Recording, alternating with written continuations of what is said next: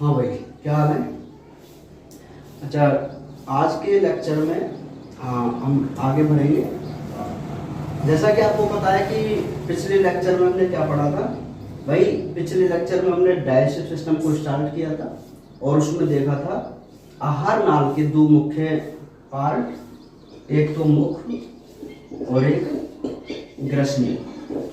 ठीक है, मुख और ग्रसनी। मुख के बारे में मैंने आपको बताया था कि भाई मुख एक अनुप्रस्थ दरार के रूप में होता है जो ओष्ठों द्वारा घिरा रहता है और ये कहाँ खुलता है? मुख गुहा में।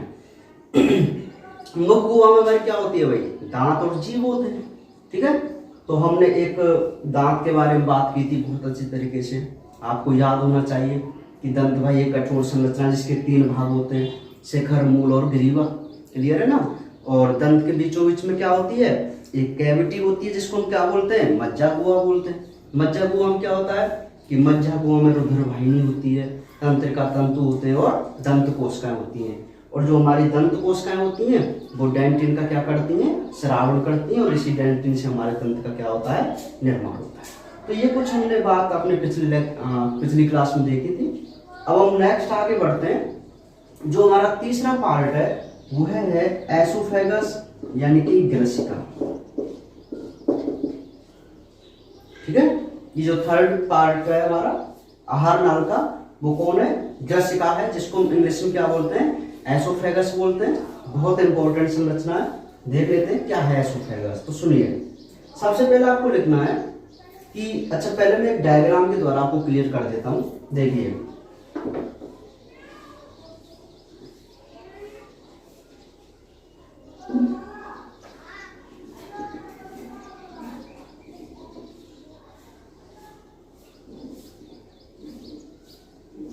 ये जो आपको दिखाई दे रहा है वो मान लीजिए एक मुख है और ये हमारा नासा मार्ग है। क्लियर है?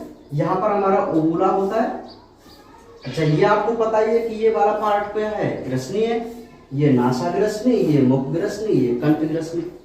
अच्छा, ग्रसनी जो होती है यहाँ पर एक लचीले ऊतक का पल्ला होता है। लचीला ऊतक उपास्थि का बना हुआ एक पल्ला होता है। मैं 11th क्लास में आपको बता चुका हूं उपास्थि क्या होती है। ठीक है, तो एक पल्ला होता है जिसको हम बोलते हैं एपिग्लोटिस। एपिग्लोटिस यानी कि घाटी ढक्कन, कई बार आपने सुना होगा। ठीक है, अच्छा, ये जो ग्रसनी होती है, बात समझना, ये जो ग्रसनी होती है आगे चलकर 2 भागों में डिवाइड हो जाती है। इस प्रकार ये जो ग्रसनी थी यहाँ पर, ये आगे चलकर 2 भागों में, मैं यूं कहूं कि 2 नलियों में विभाजित हो जाती है। उनको क्या बोलते हैं? जो फ्रंट वाली होती है उसको हम श्वास नली बोलते हैं और जो बैक साइड वाली होती है उसको हम ग्रास नली यानी कि ग्रसिका।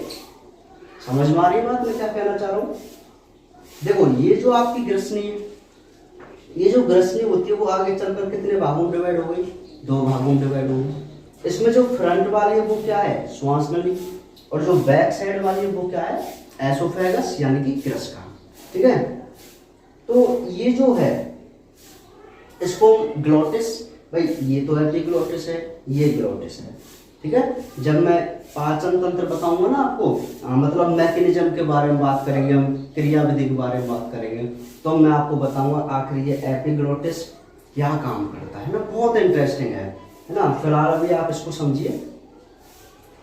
पता चल गया ग्रसिका कहाँ होती है? मतलब देखो, ये जो फ्रंट है ये हमारा कंठ है, तो ये हमारी क्या है? श्वास नली है। इसके जस्ट बैक में एक नली है, ट्यूब है, उसी ट्यूब को क्या बोलते हैं? एसोफेगस बोलते हैं, ग्रसिका बोलते हैं। ठीक है, अच्छा, तो इसी की संरचना के बारे में हम क्या कर रहे हैं? बात कर रहे हैं। तो समझना, ग्रसिका जो होती है वो 25 सेंटीमीटर लंबी एक नली होती है। ग्रसिका एक 25 सेंटीमीटर एक लंबी नली होती है।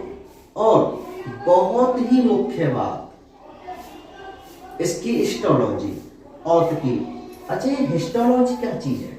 नया शब्द है हिस्टोलॉजी। वैसे मैं आपको कई बार 11th क्लास में भी बता चुका हूँ, है ना। हमने टिश्यू का अध्ययन किया था क्या, किया था ना, हाँ। तो सुनिए, मतलब हिस्टोलॉजी इसकी ऊतक लेवल को देखते हुए, यानी मैं कहूँ कि ऊतक लेवल की संरचना को हम क्या बोलते हैं, हिस्टोलॉजी बोलते हैं, औतकी बोलते हैं, ठीक है। हाँ, जिसमें इसके कौन से ऊतक हैं, क्या लेयर है, वो सारी चीज इंक्लूड होती हैं। तो फिर आपको नेक्स्ट पॉइंट लिखना है। देखो, जो मैं एक पॉइंट लिख रहा हूँ ना, वही आपको नोट्सों में ऐड करने, केवल और कुछ नहीं, ज्यादा नहीं लिखना है इसमें, ठीक है। जैसे फर्स्ट पॉइंट आप लिख सकते हैं कि सर ग्रसिका जो होती है वो 25 सेंटीमीटर लंबी नली होती है। इसकी औतकी की अगर हम बात करें तो इसमें 4 परत होती है, 4 परत। और ये 4 परत आपको मुख्य रूप से याद रखनी है। पहली जो परत है वो परत होती है सिरोसा, पहली परत। सेकंड जो परत होती है वो होती है मस्कुलेरिस। थर्ड जो होती है वो होती है सबम्यूकोसा। और फोर्थ जो लेयर है वो होती है म्यूकोसा, या मैं इसका हिंदी नाम लिख देता हूं आपको, श्लेष्मा, क्योंकि इसका हिंदी नाम बहुत इंपॉर्टेंट है, ठीक है। इनके खास बात नहीं है, हिंदी नाम कोई ज्यादा जरूरी नहीं है, हाँ। लेकिन ये म्यूकोसा का आपको पता होना चाहिए, श्लेष्मा परत इसको बोलते हैं ना। अच्छा, क्या आपको मेरी बात समझ में आ रही है, क्या कहना चाह रहा हूँ? क्या आप पढ़ रहे हैं? हम आहार नाल के तीसरे पार्ट जिसका नाम है ग्रसिका, उसकी संरचना को देख रहे हैं। ग्रसिका की मैं बात करूं तो 25 सेंटीमीटर लंबी एक नली होती है। फिर आप लिखेंगे कि इस ग्रसिका में 4 परत पाई जाती हैं। सबसे बाहर की परत सिरोसा होती है, फिर मस्कुलेरिस, सबम्यूकोसा और म्यूकोसा, ये 4 परत होती हैं। ये स्टार्ट कैसे होती हैं, देखिए, ये मैं कहूं कि ये हमारी ग्रसिका है, ग्रसिका। तो इधर जो सबसे पहली परत है वो मान लेते हैं सिरोसा है। सेकंड जो परत है वो हमारी मस्कुलेरिस, थर्ड परत सबम्यूकोसा और फोर्थ परत म्यूकोसा। इसी प्रकार इधर से भी चलेगा, समझ में आ रही बात?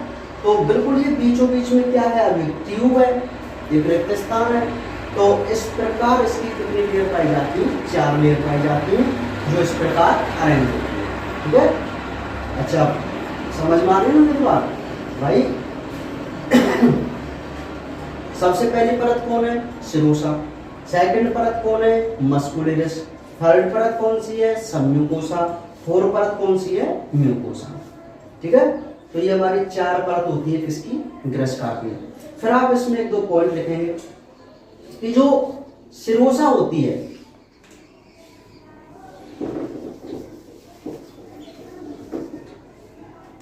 ये जो सिरोसा होती है वो संयोजी ऊतक की बनी हुई होती है, कनेक्टिव टिश्यू, जिसमें हमारा रक्त भी आता है। संयोजी ऊतक की बनी हुई होती है सिरोसा लेयर। ये जो हमारी मस्कुलेरिस है, यहां विशेष आपको याद रखना है, इसमें 2 प्रकार की पेशियां पाई जाती हैं। किसमें, मस्कुलेरिस में। एक तो होती है अनुदैर्ध्य, लॉन्गिट्यूडनल, और एक होती है वर्तुल, सर्कुलर टाइप में। क्लियर है? विशेष ध्यान रखना आपको। मतलब जैसे भैया आप जब क्वेश्चन करेंगे कि ग्रसिका की संरचना को समझाइए, तो आप क्या लिखेंगे? आप सबसे पहले लिखेंगे ग्रसिका 25 सेंटीमीटर लंबी नली है। नेक्स्ट पॉइंट, ग्रसिका की 4 परत होती हैं, उन परतों के आप नाम लिखेंगे। फिर आप लिखेंगे कि जो सिरोसा होती है वो संयोजी ऊतक की बनी होती है। मस्कुलेरिस में 2 प्रकार की पेशियां, अनुदैर्ध्य और वर्तुल पेशियां पाई जाती हैं। और जो हमारी सबम्यूकोसा है, इस सबम्यूकोसा में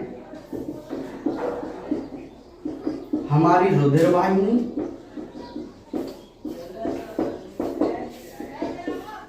तंत्रिका तंतु, कोलेजन तंतु आदि ये पाए जाते हैं। किसमें, सबम्यूकोसा में।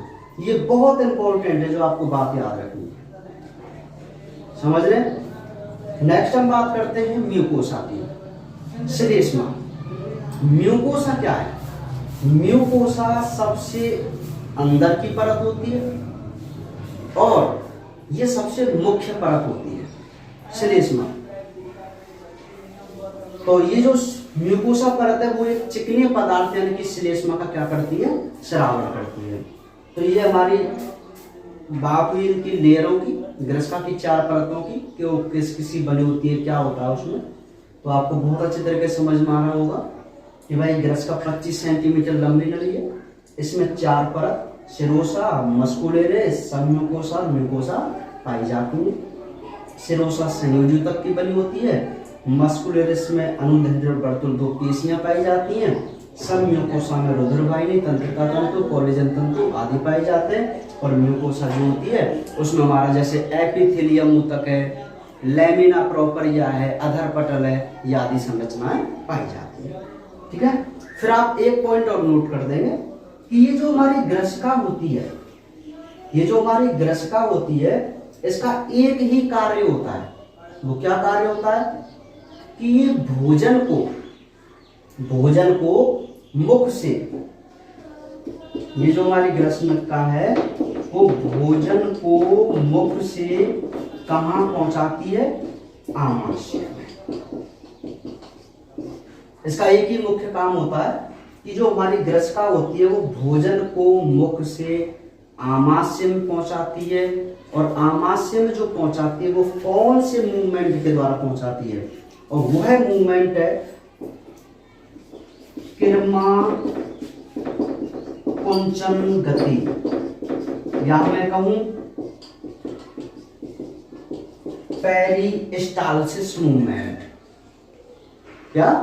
Peristalsis movement. कई बार बात आ जाती है कि आहार नाल में जो भोजन होता है वो किस मूवमेंट के द्वारा फ्लो होता है या किस गति द्वारा चलता है, तो वो चलता है किरमा कुंचन गति यानी कि पेरिस्टाल्सिस मूवमेंट के द्वारा।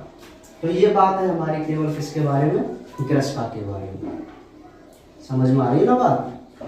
ये बिल्कुल जो मैंने आपको बोर्ड पे लिख रहा हूं ना, वही पॉइंट आपको नोट करने, मतलब नोट्स में तो हम डीपली और लिखाएंगे, मतलब पूरा इसका ना रिटर्न वर्क जब करेंगे तो अभी आपको समझ में इतना ही बहुत है।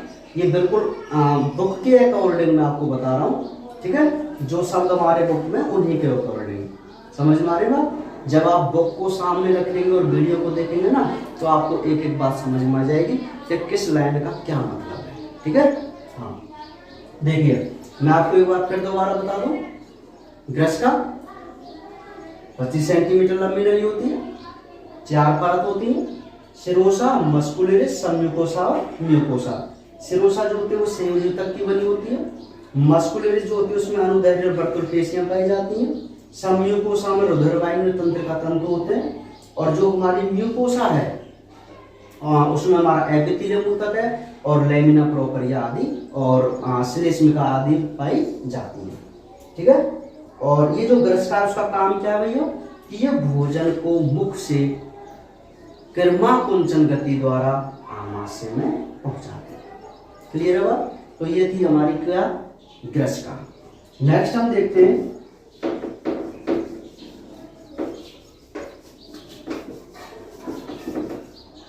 आमाशय। भाई 3 पार्ट हो गए हमारे, मुख, ग्रसनी और ग्रस्का। अब जो चौथा है वह है आमाशय, स्टमक। आमाशय यानी कि स्टमक। ठीक है? तो देखिए आमाशय क्या होता है, बहुत अच्छा है, बहुत इंपॉर्टेंट क्वेश्चन है, क्योंकि आहार नाल में जो इंपॉर्टेंट क्वेश्चन बनते हैं वो एक तो आमाशय से बनता है और एक छोटी आंत से बनता है और एक यकृत से बनता है। ठीक है? ये 3 जगह से बहुत इंपॉर्टेंट क्वेश्चन बनते हैं। देखिए कि भाई आमाशय क्या है, मैं यहाँ पे एक रफली डायग्राम आपको बताऊं। मान लीजिए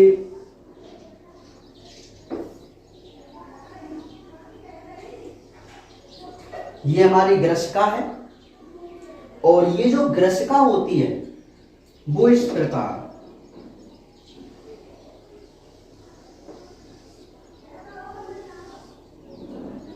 ये जो हमारी ग्रसिका दिखाई दे रही है आपको, वो इस प्रकार एक संरचना में जाकर खुलती है। इस संरचना को हम क्या बोलते हैं? आमाशय बोलते हैं, स्टमक बोलते हैं। समझ में आ रही बात? ये वही ग्रसिका की थी जिसका भी हमने अध्ययन किया था। तो ये जो ग्रसिका होती है वो आमाशय में जाकर खुलती है। ठीक है, तो अब हम बात करते हैं आमाशय की संरचना। आमाशय क्या है? तो आपको क्या लिखना है कि जो आमाशय होता है, ये जो आमाशय होता है वो कैपिटल जे शेप का होता है। आमाशय जे शेप का मानते हैं आमाशय को, और इसके 3 भाग होते हैं। आमाशय के 3 भाग होते हैं। अब वो कौन कौन से भाग होते हैं बस ध्यान समझना। आपको मैं चित्र में भी आपको बताऊंगा डायग्राम में कि कौन सा भाग कहां पर प्रेजेंट होता है, कहां शो करूंगा मैं। तो आमाशय कितने भाग होते हैं? 3 भाग होते हैं। पहला भाग जिसको हम बोलते हैं जठरागम, इंग्लिश में बोलते हैं कार्डियक। सेकंड है फंडस, और थर्ड है जठर निर्गम यानी कि पाइलोरिक। समझ में आ रही बात? देखो आमाशय जो होता है वो कैसे शेप का होता है? जे शेप का होता है। जे कैपिटल जे शेप का होता है। आमाशय के कितने भाग हैं? 3 भाग होते हैं। कौन कौन से? पहला भाग है जठरागम जिसको हम कार्डियक भाग बोलते हैं। दूसरा है फंडस जिसको हम फंडस या फंडिक ही बोलते हैं इंग्लिश में। और थर्ड जो भाग है वो है होता है जठर निर्गम जिसको हम क्या बोलते हैं? पाइलोरिक, है ना। तो ये 3 भाग हो गए आमाशय के। चलो एक बार डायग्राम में देख लेते हैं कौन सा भाग कहाँ प्रेजेंट होता है। तो सुनिए, ये जो आपको छोटा सा भाग दिखाई दे रहा है ये वाला, ये हमारा कार्डियक है, कार्डियक। और ये जो भाग आपको दिखाई दे रहा है हल्का सा, ये हमारा पाइलोरिक है।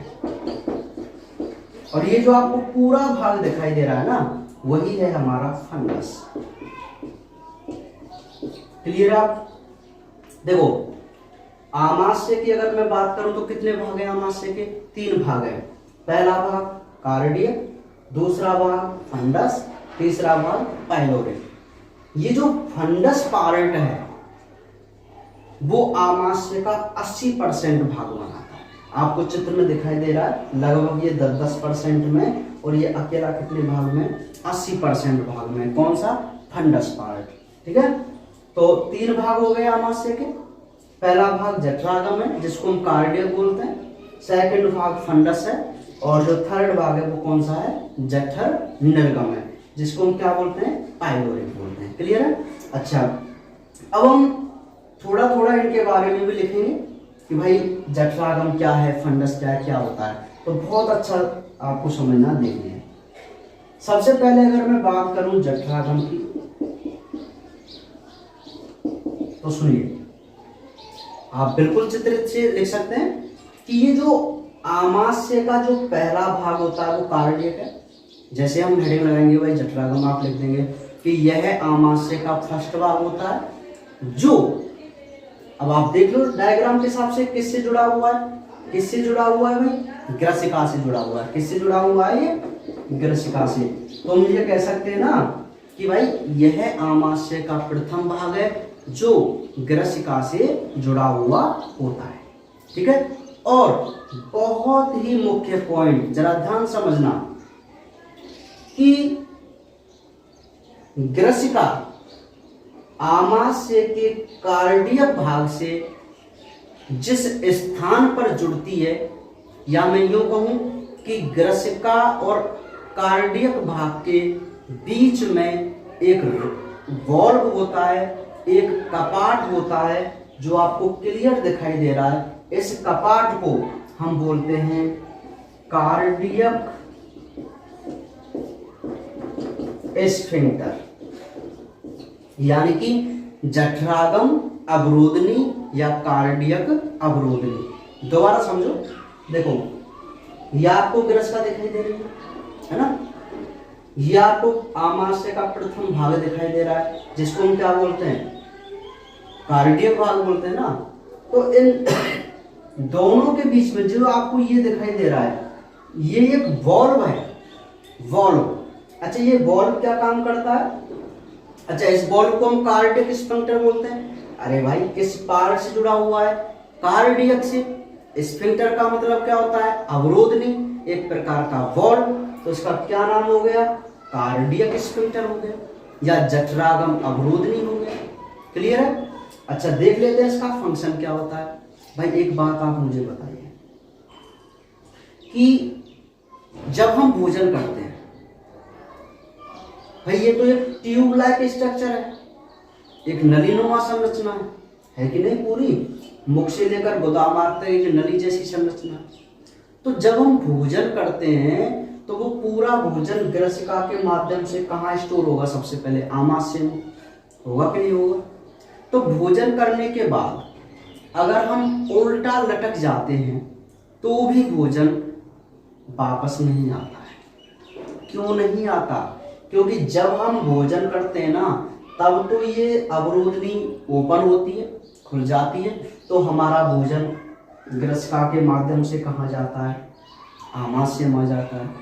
और जब हम भोजन कर लेते हैं तो ये अपने आप ही ऑटोमेटिकली ये क्या हो जाता है? क्लोज हो जाता है। अब आप खुद देख सकते हैं, अगर ये वॉल्व क्लोज हो गया तो बैक फ्लो हो सकता है क्या भोजन का? नहीं होगा। तो यही काम करता है कौन? कार्डियक स्फिंक्टर, कि भोजन को बैक फ्लो नहीं होने देता। और कई बार जब हम ज्यादा खा लेते हैं, आपने देखा भी होगा, कई बार निमंत्रण आ जाता है, आता है क्या? और फिर हम बहुत अच्छी, क्योंकि फ्री का मिलता है, बहुत ज्यादा खा लेते हैं, तो कई बार आपने ये भी देखा होगा, कहते सुना होगा, यार मैं तो यहाँ तक जिग गया। कहते हैं ना, अरे यहाँ तक कैसे जिग गया भाई? क्योंकि जब वो खाता ही जा रहा है, खाता ही जा रहा है, तो ये हमारा जो वॉल्व है ना, वो ओपन ही है। ठीक है? तो कई बार जैसे हम थोड़ा झुकते भी हैं तो वो बैक फ्लो हो जाता है। समझ में आ रही मेरी बात? तो ये काम होता है किसका? कार्डियक स्फिंक्टर का, कि भोजन जब आमाशय में पहुंच जाता है तो उसको बैक फ्लो नहीं होने देता है। कौन? Cardiac sphincter. समझ में आ गई बात? अच्छा, आगे बढ़े। देखिए, मैं आपको क्या बता रहा हूं? मैं आपको आमाशय की संरचना बता रहा हूं। आप लिखेंगे सर आमाशय जे शेप का होता है, इसके 3 भाग होते हैं, कार्डियक, फंडस और पाइलोरिक, है ना? फिर आप हेडिंग लगाएंगे कार्डियक। कार्डियक में आप लिखेंगे कि यह आमाशय का प्रथम भाग होता है जो ग्रसिका से जुड़ा हुआ होता है, लिख देंगे ना।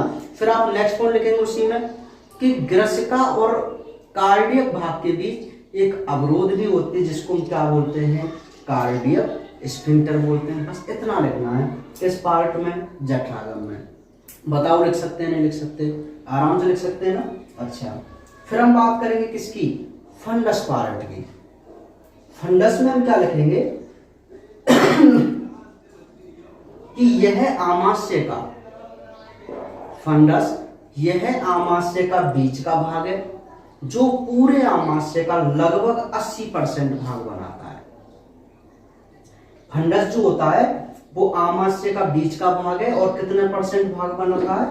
80% आमाशय का बनाता है। और यही वो पार्ट है जहां से भोजन को पचाने के लिए पाचक रसों का स्रावन होता है। यही इसकी दीवारों से।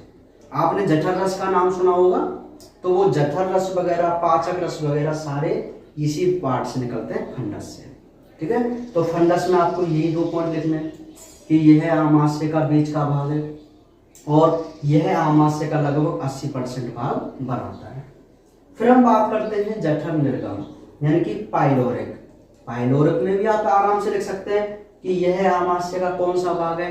अंतिम भाग है। फिर यहाँ पर एक बात वही आ गई कार्डियक जैसी, कि ये जो पाइलोरिक पार्ट है वो है छोटी आंत के, ये जो आपको दिखाई दे रहा है पार्ट, ये कर्व मुड़ा हुआ पार्ट, इसको हम ग्रहणी बोलते हैं।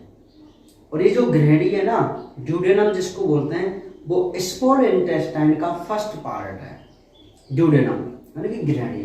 ठीक है। तो ये जो आमाशय का थर्ड पार्ट है जिसको हम क्या बोलते हैं, पाइलोरिक बोलते हैं। और ये जो पाइलोरिक होता है वो अटैच होता है किससे, स्मॉल इंटेस्टाइन के फर्स्ट पार्ट जिसको हम ड्यूडेनम या गृहिणी बोलते हैं। ठीक है। और आप लिखेंगे इन दोनों के बीच में वही स्फिंक्टर, इसका क्या नाम होगा बताओ। अरे ये पाइलोरिक पार्ट है तो इसका नाम भी क्या होगा, पाइलोरिक स्फिंक्टर। नहीं यही बात समझ क्लियर है। तो ये हमारे हुए आमाशय के 3 भाग। अभी ये तो हुई इसकी संरचना, किसकी, आमाशय की। देखो बहुत सिंपल है, जे शेप का होता है, 3 भाग होते हैं, जठरागम, फंडस, जठर, निर्गम। बात अगर हम जठरागम की करें तो यह फर्स्ट भाग होता है जो ग्रसकासी एसोफेगस से जुड़ा हुआ होता है और इनके बीच में एक अवरोधनी होती है जिसको हम कार्डियक स्फिंक्टर कहते हैं। फंडस बीच का भाग होता है जिसका 80% भाग बनाता है और इसी से पाचक रसों का श्रावण होता है। नेक्स्ट हम बात करें जठर निर्गम की, जिसको हम बोलते हैं पाइलोरिक, कि यह आमाशय का अंतिम भाग है और यह स्मॉल इंटेस्टाइन के प्रथम भाग गृहिणी से जुड़ा हुआ रहता है और इन दोनों के बीच में या जुड़ने के स्थान पर एक अवरोधनी होती है जिसको हम पाइलोरिक स्फिंक्टर बोलते हैं। ठीक है। तो ये तो बात हुई आमाशय की संरचना। अब हम यही एक देखते हैं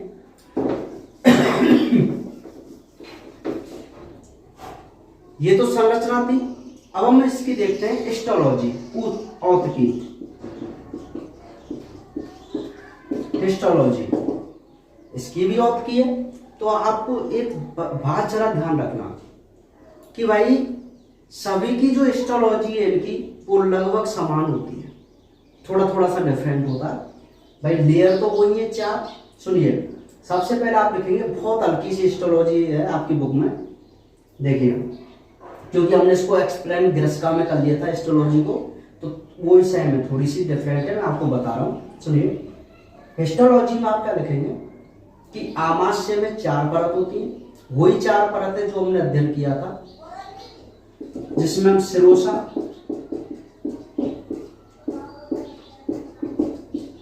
मस्कुलेरिस,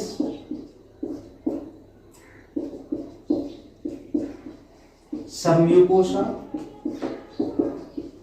और म्यूकोसा, वही 4 परत होती है इसकी हिस्टोलॉजी में भी। बात अगर हम करें, अच्छा इसमें जो थोड़ा सा अंतर है वो क्या है, ये जो आपको मस्कुलेरिस दिखाई दे रही है परत, मस्कुलेरिस, ग्रसिका की जो मस्कुलेरिस थी ग्रसिका की, उसमें हमने 2 प्रकार की पेशी पढ़ी थी, एक अनुदैर्ध्य और एक वर्तुल।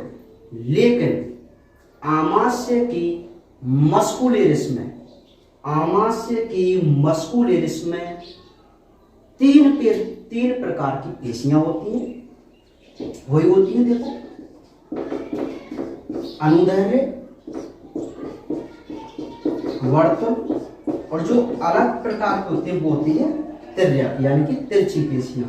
ये पॉइंट आपको नोट करना है कि भाई जो ग्रसिका होती है उसमें तो 2 प्रकार की पेशियां, अनुदैर्ध्य और वर्तुल, लेकिन मस्कुलेरिस में वही कितनी प्रकार की पेशियां होती हैं, 3 प्रकार की, अनुदैर्ध्य, वर्तुल और तिर्यक पेशी। ये थोड़ा सा डिफरेंट है। और इसकी जो म्यूकोसा है, बात समझना, इसकी जो म्यूकोसा है उसमें 2 प्रकार की ग्रंथि, जठर निर्गम, चलो मैं यहां ऊपर लिख देता हूं, ये तो आपको बात समझ में आई गई है कि इसमें 4 परत होती हैं। और मस्कुलेरिस में आपको नोट लिखना था कि इसमें 3 प्रकार की पेशियां होती हैं। अच्छा, ये जो म्यूकोसा है, श्लेष्मा परत, इसमें क्या होता है, 2 प्रकार की ग्रंथि होती हैं, एक तो होती है जठर निर्गम और एक होती है जठर ग्रंथि। बहुत इंपॉर्टेंट पॉइंट है ये कि भाई आमाशय की जब हम हिस्टोलॉजी के बारे में बात करेंगे तो हम लिखेंगे कि आमाशय की में 4 परत होती हैं, इनमें जो मस्कुलेरिस होती है उसमें 3 प्रकार की पेशियां होती हैं और म्यूकोसा परत में 2 प्रकार की ग्रंथियां होती हैं जिनको हम जठर निर्गम और जठर ग्रंथि कहते हैं। अच्छा, जो ये जठर ग्रंथि है, बात समझो, ये जो जठर ग्रंथि है वो करती है जठर रस का स्रावन। आपने खूब सुना है जठर रस का नाम, 10th क्लास में पढ़ा है जठर रस, ठीक है। हाँ, तो ये जो जठर ग्रंथि है वो तो जठर रस का निर्माण करती है, और ये जो जठर निर्गम ग्रंथि है, इस विशेष ध्यान देना, क्वेश्चन बनता है 1 नंबर का ना।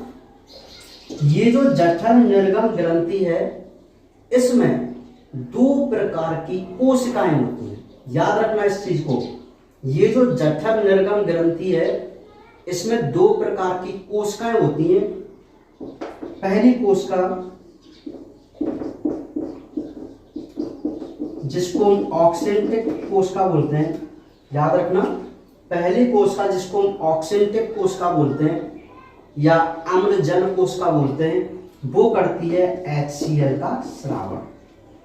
HCl सुना होगा आपने कि आमाशय के जो जठर रस होता है उसमें हाइड्रोक्लोरिक अम्ल होता है, तो वो HCl किसके द्वारा स्रावित किया जाता है, वो है ऑक्जेंटिक सेल।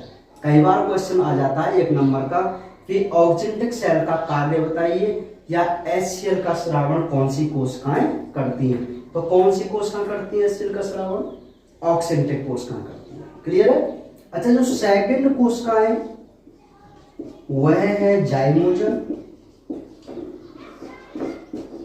मुख्य या चीफ। 3 नाम है, जाइमोजन कोशिका, मुख्य कोशिका और चीफ कोशिका। ये कोशिका एक निष्क्रिय एंजाइम जिसका नाम है पेप्सिनोजन का स्रावन करती है। कौन, जाइमोजन, मुख्य कोशिका या चीफ कोशिका किसका स्रावन करती है, पेप्सिनोजन का स्रावन करती है। तो इसी के साथ हमारी ये आमाशय की संरचना और हिस्टोलॉजी कंप्लीट। क्लियर है। अच्छा, एक बार इसको दोबारा समझ लीजिए। देखो, आपको ये तो पता ही है कि आमाशय जी शेप का होता है, 3 भाग होते हैं। 3 भाग आपको बहुत अच्छे तरीके से पता है, कार्डियक, फंडस और पाइलोरिक, है ना। कार्डियक भाग और इसकी आप लिखते हैं, कोई बड़ी बात नहीं है। नेक्स्ट हम बात करें इसकी हिस्टोलॉजी की, तो वही 4 परत होती है। और इसकी जो मस्कुलरिस है उसमें 3 प्रकार की पेशियां थी, जिसमें तिर्यक पेशियां अलग से थी, है ना। और इसमें 2 प्रकार की ग्रंथि, जठर निर्गम और जठर। यहां आपको विशेष फोकस करना है। देखो, ये तो जठर निर्गम ग्रंथि है और ये है जठर ग्रंथि। तो जठर ग्रंथि तो जठर रस का स्रावन करती है, और जो जठर निर्गम होती है उसमें 2 प्रकार की कोशिकाएं, एक तो ऑक्सेंटिक कोशिकाएं जो HCl का निर्माण करती हैं, स्रावन करती हैं, एक जाइमोजन या मुख्य कोशिकाएं जो पेप्सिनोजन का स्रावन करती हैं। क्लियर है। तो ये बात ही हमारे पूरे किसके बारे में, आमाशय के बारे में। समझ में आ रही है, नहीं आ रही, ठीक है। एक बार आप जब किताब में भी देखेंगे ना इसको, मैं आपको फिर बता रहा हूँ, जब भी आप वीडियो देखें तो आपके पास किताब वगैरह जरूर होनी चाहिए, ताकि आप एक बार उन लाइनों को पढ़ें और तुरंत इसको देखें, आपको बहुत अच्छे तरीके से समझ में आएगा, हर चीज़ क्लियर हो जाएगी। समझ रहे हैं ना। हाँ, कोई दिक्कत, चले आगे। अच्छा, तो बात समझ में आ गई आमाशय की ना, बहुत इंपॉर्टेंट है। मैं आपको कल बताया था ना कि इसमें से लॉन्ग टाइप क्वेश्चन आता है, और लॉन्ग टाइप क्वेश्चन का मतलब ये नहीं है कि बहुत ही बड़ा क्वेश्चन आए जिसमें थ्योरी ज़्यादा हो। टुकड़ों में क्वेश्चन देता है, वो आपसे डायरेक्ट पूछ सकता है, जैसे आमाशय की संरचना को समझाइए। तो जितना मैंने आपको बोला है यहाँ पर लिखा है उतना ही आपको लिखना है केवल, मुख्य पॉइंट। ज़्यादा डायमांड लिखने से भी ज़्यादा नंबर नहीं मिलते हैं। आप मुख्य पॉइंट लिखेंगे वही बहुत होता है ना, उसी के नंबर मिलते हैं। देखिए, लिख सकते हैं ना आराम से कि भाई आमाशय ऐसा होता है, इसके कितने भाग होते हैं, इस भाग में ये होता है ना, और हिस्टोलॉजी में ये ऊतक होते हैं ना, और इसमें ये 2 प्रकार की ग्रंथियां, जठर निर्गम जठर, ऑक्सेंटिक जाइमोजन। और यहाँ से 1 नंबर का क्वेश्चन आ ही जाता है कि भाई ऑक्सेंटिक सेल का काम बताओ, चीफ सेल का काम बताओ ना। ये पेप्सिनोजन क्या है वो मैं आगे बताऊंगा, है ना। चलिए, तो ये तो बात हुई हमारी आमाशय। नेक्स्ट बढ़ते हैं।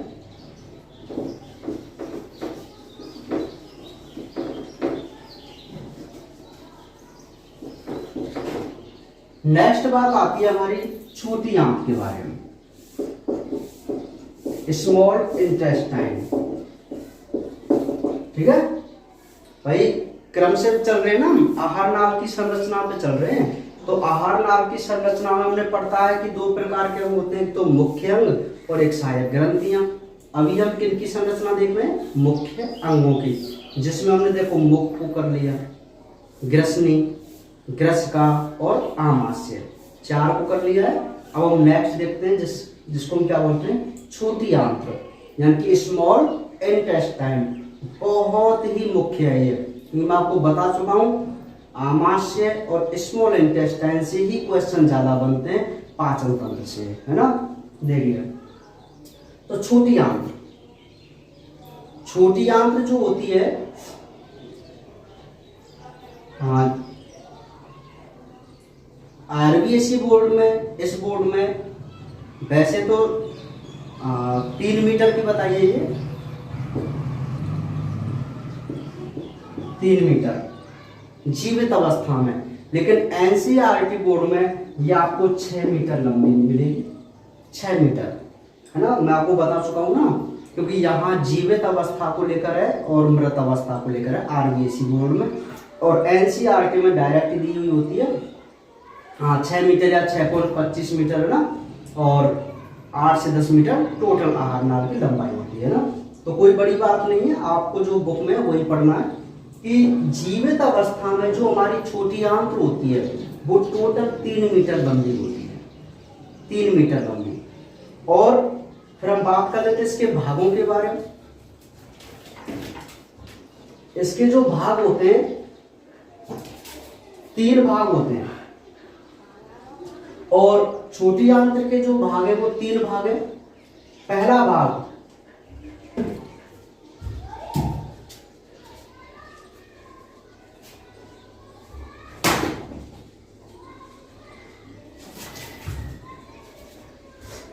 जो भाग होता है वो हमारा ग्रहणी, ठीक है। सेकंड जो भाग होता है वह है अग्र क्षुद्रांत, और थर्ड जो भाग होता है वह होता है क्षुद्रांत, ठीक है। इंग्लिश नाम की अगर हम बात करें, ये बहुत जरूरी है इंग्लिश नाम।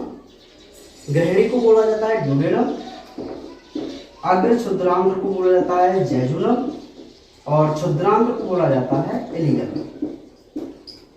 ठीक है।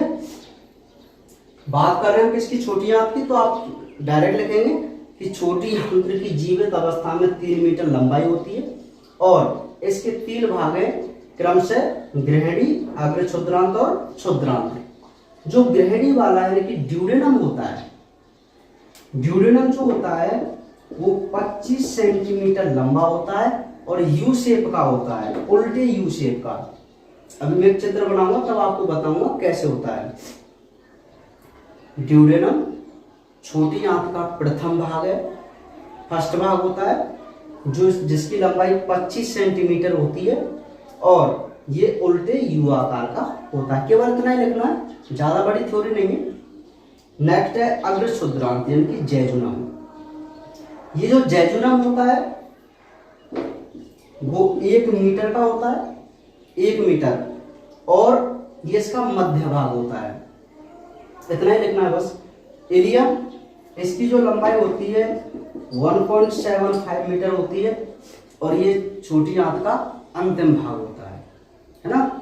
तो ये बस छोटी आंत की हल्की सी संरचना है, छोटी सी, केवल, ज़्यादा बड़ी थ्योरी नहीं है। आप समझें कि हमको पूरा लिखना है, बस छोटा छोटा लिखना है कि भाई छोटी आंत की जीवित अवस्था में लंबाई कितनी है? 3 मीटर, और इसके 3 भाग होते हैं। सबसे पहला ग्रहणी होता है, सेकंड अग्र क्षुद्रांत होता है, थर्ड क्षुद्रांत, यानी कि ड्यूडेनम, जैजुनम और इलियम। ड्यूडेनम की बात करें तो 25 सेंटीमीटर लंबी है, इसका आकार यू शेप का होता है। जैजुनम की बात करें तो 1 मीटर लंबी होती है, मध्य भाग होता है, और अंतिम जो भाग है वो इलियम है, जिसकी लंबाई 1.75 मीटर होती है, 75 मीटर होती है। क्लियर है? तो ये तो है छोटी आंत की संरचना, केवल संरचना है, क्योंकि मैं आपको बता चुका हूं संरचना और हिस्टोलॉजी में अंतर है ऊतक लेवल पर, ठीक है। तो ये तो थी केवल संरचना, और सिंपल है। एक बार चित्र के हिसाब से देख लेते हैं डायग्राम में। देखो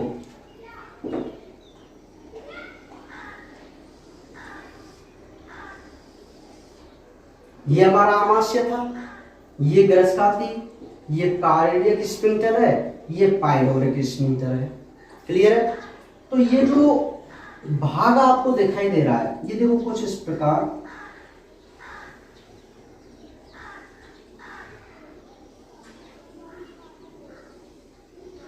ऐसे अगर इसको मान लेते हैं तो ये जो छोटी आंत का प्रथम भाग है, अच्छा आप खुद बताइए ये यू शेप में है कि नहीं, ये वाला पार्ट उल्टा यू शेप है, जैसे वैसे लगता है तो सी आकार का, पर बुक में यू ही आता है, ठीक है।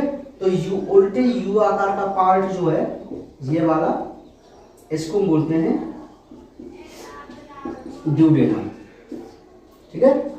और ये जो हल्का सा पार्ट आपको बीच में दिखाई दे रहा है यहां से यहां तक कर्व, इसको बोलते हैं जेजुनम। और जो लास्ट वाला पूरा पार्ट होता है जो ज्यादा कुंडलित होता है उसको बोलते हैं इलियम। और जो इलियम पार्ट है ना ये वाला, यही जुड़ता है हमारी बृहदांत्र से, बड़ी आंत से, ठीक है। तो ये तो इसकी थी संरचना छोटी आंत की। अब हम देख लेते हैं इसकी हिस्टोलॉजी, किसकी, स्मॉल इंटेस्टाइन की।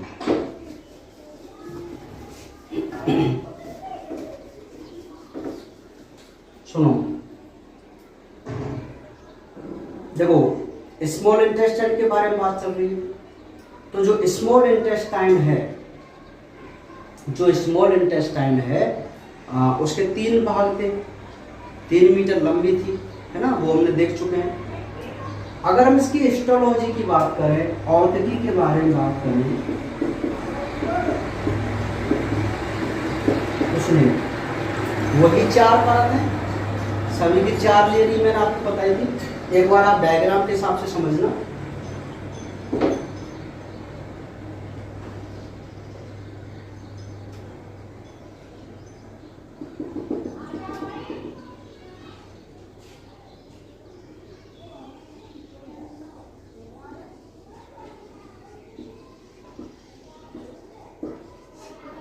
ये जो आपको दिखाई दे रहे हैं मान लीजिए वो 2 परत है, ये हमारी शिरोसा है, ये हमारी मस्कुलेरिस है, शिरोसा और मस्कुलेरिस। और जो तीसरी जो परत है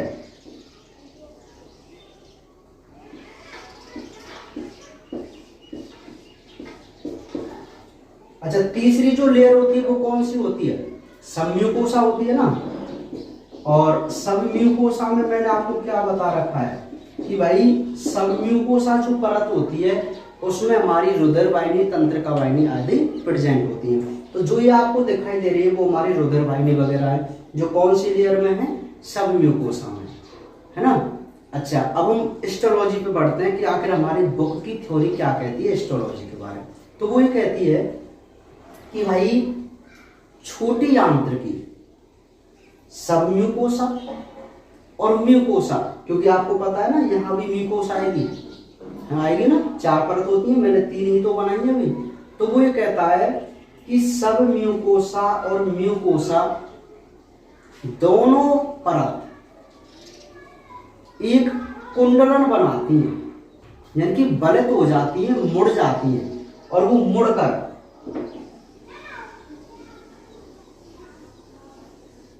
कुछ इस प्रकार की संरचनाएं बनाती हैं। कौन, सब म्यूकोसा और म्यूकोसा। मैं यहां लिख सकता हूं कि भाई ये म्यूकोसा है, समझ रहे ना। हाँ तो ये दोनों कुंडलन बनाती हैं, बिल्कुल बुक की थ्योरी चल रही है, आप देख सकते हैं कि भाई सब म्यूकोसा और म्यूकोसा बलित होकर 8 mm के, वलित होकर 8 mm के कुछ वलन बनाती हैं। आपको दिखाई दे रहे हैं ना ये वलन, मान लीजिए इनकी जो लेंथ है वो 8 mm है, ठीक है। तो ये जो वलन है उन वलन को हम किर्क रिंग के वलन कहते हैं। पॉइंट को नोट करना है आपको, किर्क रिंग वलन। क्या बता रहा हूं मैं? अरे भाई छोटी आंत्र की हिस्टोलॉजी क्या लिखना है आपको कि छोटी आंत्र की म्यूकोसा और सब म्यूकोसा वलित होकर 8 mm के वलन बनाती हैं, जिनको हम किर्क रिंग के वलन कहते हैं। क्लियर है? दिखाई दे रहे हैं आपको? अच्छा, इन वलनों में ये जो किर्क रिंग के वलन है जिसकी लेंथ 8 mm है, इन वलनों के ऊपर 1 mm के 1 mm, ये तो टोटल 8 mm के 1 mm के कुछ संरचनाएं होती हैं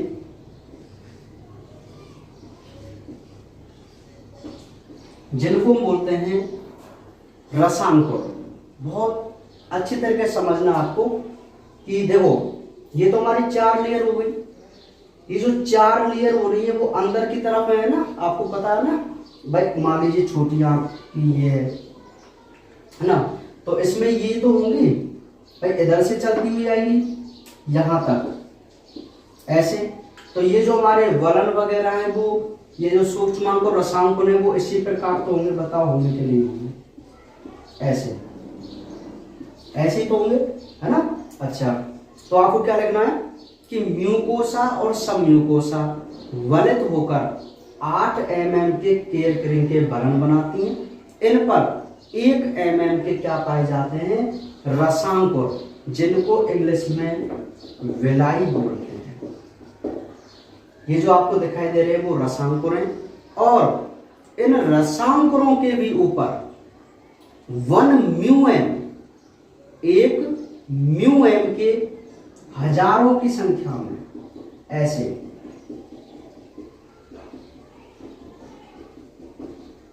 इस प्रकार पाए जाते हैं संरचना, जिनको हम बोलते हैं माइक्रोविलाई यानी कि सूक्ष्मांकुर। पॉइंट को दोबारा समझो, देखो बहुत सिंपल है। क्या रखना है आपको कि भाई छोटी आंत्र की म्यूकोसा और सब म्यूकोसा वलित होकर 8 mm के किर्क रिंग के वलन बनाती है। इन वलनों पर 1 mm के संरचनाएं होती हैं जिनको हम रसांकुर कहते हैं, विलाई कहते हैं, और इन रसांकुरों के ऊपर हजारों की संख्या में 1 म्यूएम के सूक्ष्मांकुर पाए जाते हैं। और मुख्य पॉइंट कि सूक्ष्मांकुर और रसांकुरों की वजह से छोटी आंत में ब्रुश बॉर्डर बनता है, जिससे इसकी अवशोषण करने का जो क्षेत्रफल है वो बढ़ जाता है। क्योंकि मैं आपको मुख्य एक बात बता दूं कि हमारे भोजन का पाचन भी छोटी आंत्र में होता है कंप्लीट रूप से, और अवशोषण भी कहाँ होता है? छोटी आंत्र में ही होता है। अच्छा, वो जो अवशोषण होगा भोजन का, मैं आपको बताऊंगा कि अवशोषण क्या होता है अगले। तो अवशोषण जो होगा वो कौन के द्वारा होता है? विलाई और माइक्रोविलाई के द्वारा होता है ना। तो ये तो अभी बात समझ में आ गई मेरी, क्या कहना चाह रहा हूं मैं? देख सकते हैं ना आराम से कि इसकी जो म्यूकोसा और सब म्यूकोसा है वो वलित होकर किर्क रिंग के वलन बनाती हैं, जिनकी लेंथ 8 mm होती है। इनके ऊपर 1 mm के विलाई होती हैं, और उनके ऊपर भी 1 म्यूएम के हजारों की संख्या में माइक्रोविलाई प्रेजेंट होते हैं, और इनकी सहायता से ही ये ब्रुश बॉर्डर अर्थात अवशोषण का कार्य करती है। ठीक है, फिर मैं आपको बता दूं कि ये जो गर्तिकाएं आपको दिखाई दे रही हैं, ये जो आंत्र है, आंत्र की जो नली है वो आपस में फिर कुंडलित होती हैं और कुंडलित होकर कुछ गर्तिकाएं बनाती हैं, जिनको हम लेबर कुंड की गर्तिकाएं बोलते हैं। मैं यही आपको बता देता हूं। मान लीजिए ये लेबर कुंड की गर्तिकाएं हैं, और ये जो लेबर कुंड की गर्तिकाएं हैं इनमें 3 प्रकार की कोशिकाएं होती हैं। पैनेत कोशिका, गॉबलेट कोशिका और आंतरीय कोशिका। बात समझो, इसमें 3 प्रकार की कोशिका होती हैं लेबर कुंड की गर्तिकाओं में। पैनेत, गॉबलेट यानी कि जिनको हम कलश कोशिका कहते हैं, और आंतरीय कोशिका। ठीक है, क्या क्या काम है इनका? पैनीत जो कोशिका होती है वो लाइसोजाइम का स्रावन करती है। पैनीत कोशिका लाइसोजाइम, लाइसोजाइम आपको पता होना चाहिए कि लार में भी ये पाया जाता है लाइसोजाइम एंजाइम, और इसका एक ही मुख्य कार्य होता है, जीवाणुओं की कोशिका भित्ति को गलाने का कार्य करता है लाइसोजाइम।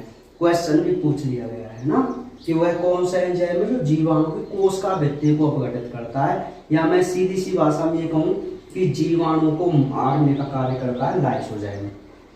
ठीक है, ये जो कलश कोशिकाएं होती हैं ये हमारी श्लेष्मा का स्रावन करती है, और जो हमारी आंतरीय कोशिका होती हैं वो आंतरीय रस का स्रावन करते हैं, जिसमें पाचक एंजाइम होते हैं, है ना। पाचक एंजाइम किसमें? आंतरीय रस में। समझ में आ गई बात? तो पता चल गया आपको क्या होती है छोटी आंत। एक बार फिर बताऊं आपको, चलिए देख लेते हैं ना बहुत शॉर्ट में, फास्ट रिवीजन, ध्यान समझना भाई। छोटी आंत की लंबाई कितनी होती है? 3 मीटर होती है। कितने भाग हैं? 3 भाग हैं। पहला duodenum, second jejunum, third ileum. Clear है? ड्यूडेनम क्या है? प्रथम भाग है छोटी आंत का, 25 सेंटीमीटर लंबा होता है और आकृति उल्टे यू आकार की होती है ना। जेजुनम सेकंड भाग है, 1 मीटर लंबा होता है। इलियम 1.75 मीटर लंबा होता है ना, और खास बात नहीं है। मुख्य बात है एस्ट्रोलॉजी की। एस्ट्रोलॉजी में आपको पॉइंट लिखना है।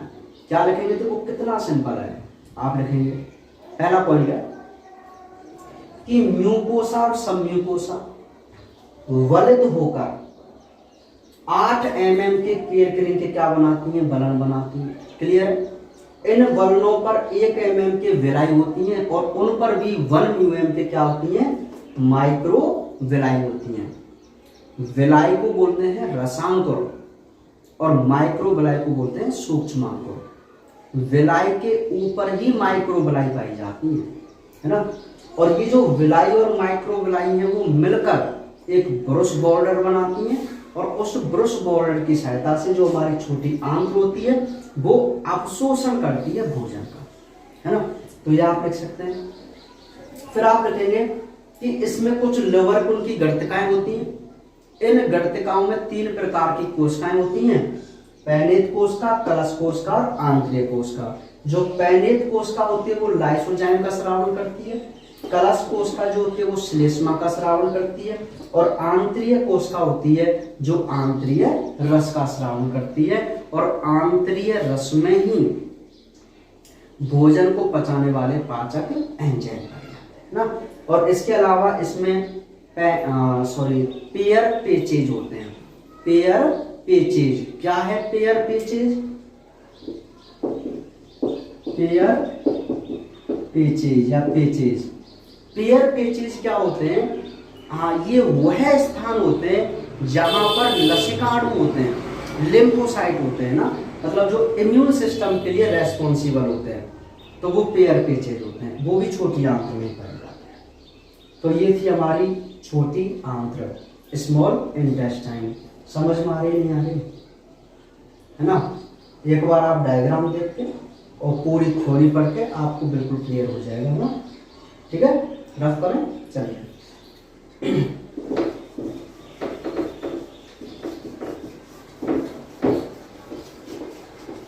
अब मुख्य अंगों में जो हमारा लास्ट ऑर्गन्स है वो है हमारी बड़ी आंत।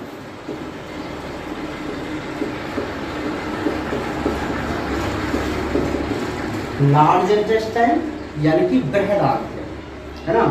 तो सुनिए,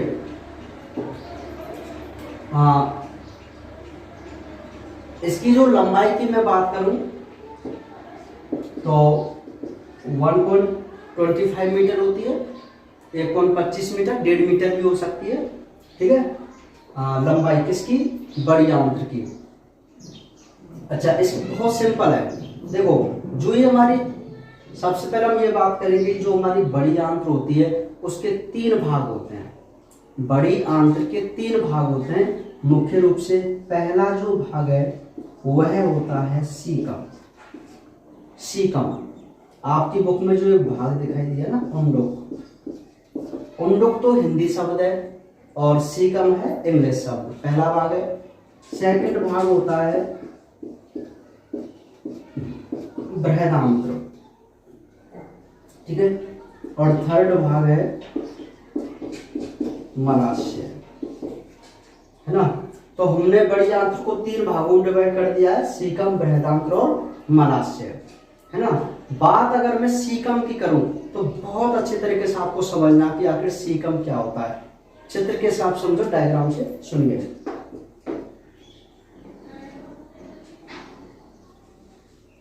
ये जो आपको दिखाई दे रही है, मान लीजिए ये छोटी आंत्र का लास्ट पार्ट है जिसको हमने इलियम बोला था। छोटी आंत की बात कर रहा हूं, इलियम पार्ट है। तो ये जो इलियम पार्ट होता है, यहां पर एक बॉल होता है और इस बॉल के माध्यम से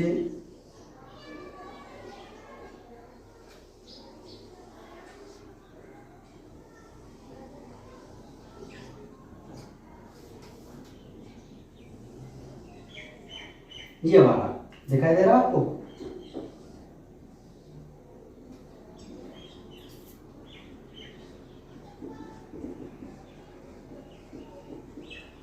देखो रफली डायग्राम ऐसे ही बनाएंगे ना, आप समझाने की केवल थोड़ा। ये स्मॉल इंटेस्टाइन का अंतिम पार्ट है और ये जो अंतिम पार्ट है ये यहां से बड़ी आंत स्टार्ट होती है ना। तो हम बात कर रहे हैं बड़ी आंत के पहले पार्ट जिसको हम सीकम बोलते हैं, अंधनाल भी बोला जाता है इसको, उंडुक भी बोलते हैं ना, अंधनाल भी इसको कहते हैं। तो ध्यान रखना कि छोटी आंत बड़ी आंत से जिस स्थान से जुड़ती है, जिस स्थान पर जुड़ती है उसको हम सीकम बोलते हैं, अंधनाल बोलते हैं। आपको दिखाई नहीं दे रहा क्या कि ये छोटी आंत बड़ी आंत से इस स्थान पर जुड़ रही है, तो इस स्थान को हम क्या नाम बोलेंगे, सीकम नाम देंगे, ठीक है। अच्छा, इस सीकम के नीचे, अंधनाल के नीचे एक अंगुली नुमा संरचना दिखाई दे रही है आपको, प्रेजेंट होती है। इस अंगुली नुमा संरचना को हम क्या बोलते हैं, अपेंडिक्स यानी कि परिशेषिका बोलते हैं। खूब नाम सुना होगा आपने, अपेंडिक्स, परिशेषिका। तो आप देख लीजिए अपेंडिक्स यहाँ प्रेजेंट होती है ना। राइट साइड में देखो, इस जगह पर यहाँ पर प्रेजेंट होती है राइट साइड में। तो पहला भाग बढ़िया क्या होता है, सीकम होता है, उंडुक होता है, अंधनाल होता है। क्या लिखेंगे आप इसके बारे में कि यह बड़ी आंत का प्रथम भाग है। अर्थात आप ये लिख सकते हैं कि छोटी आंत बड़ी आंत से जिस स्थान पर जुड़ती है उस स्थान को हम सीकम बोलते हैं, और उस स्थान के नीचे एक अंगुली नुमा संरचना होती है जिसको हम परिशेषिका बोलते हैं। और यहाँ भी एक बॉल होता है, ये बॉल है आपको दिखाई दे रहा है, स्फिंक्टर है जिसको हम इलियोसिकल बॉल बोलते हैं ना। हाँ, कोई आपकी खास बात नहीं है, आपको केवल इतना याद रखो, यहाँ भी एक बॉल है जिसको हम इलियोसिकल बॉल बोलते हैं ना। अच्छा, ये तो बात भी पहला भाग सीकम, चित्र में आपको डायग्राम आपको क्लियर दिखाई दे रहा है। सेकंड जो भाग है वह होता है बृहदांत्र। तो ये जो आपको यहाँ से और यहाँ तक जो पूरा भाग दिखाई दे रहा है वह हमारा बृहदांत्र पार्ट है ना। तो इस बृहदांत्र पार्ट के, तो हमारी बुक में तो 3 कॉलोन है, लेकिन वैसे इसके 4 भाग होते हैं, इनके 4 कॉलोन होते हैं, कॉलोन, ठीक है। अब देखो आप खुद समझेंगे, ये जो भाग है वो ऊपर चढ़ता हुआ है कि नहीं, तो इस भाग को आप क्या बोल सकते हैं, आरोही। आरोही क्रम का क्या मतलब होता है, ऊपर बढ़ता हुआ क्रम। तो ये बढ़ते हुए क्रम में है कि नहीं, आप बताइए खुद, है ना। तो इसका क्या नाम हो जाएगा, आरोही कॉलोन, आरोही, इस वाले पार्ट का नाम। और ये जो वाला पार्ट है वो बताओ ट्रांसवर्स है कि नहीं, अनुप्रस्थ है कि नहीं, ऐसे, तो इसका क्या नाम हो जाएगा, अनुप्रस्थ कॉलोन। और ये कैसा है, घटते हुए क्रम में, तो इसका क्या नाम हो जाएगा, अवरोही कॉलोन। क्या हो जाएगा, अच्छा ये वाला जो है वो थोड़ा एस टाइप में होता है, एस, तो इसको हम बोलते हैं सिग्मोइड कोलोन। हालांकि आपकी बुक में नहीं है, फिर भी आप समझ लो।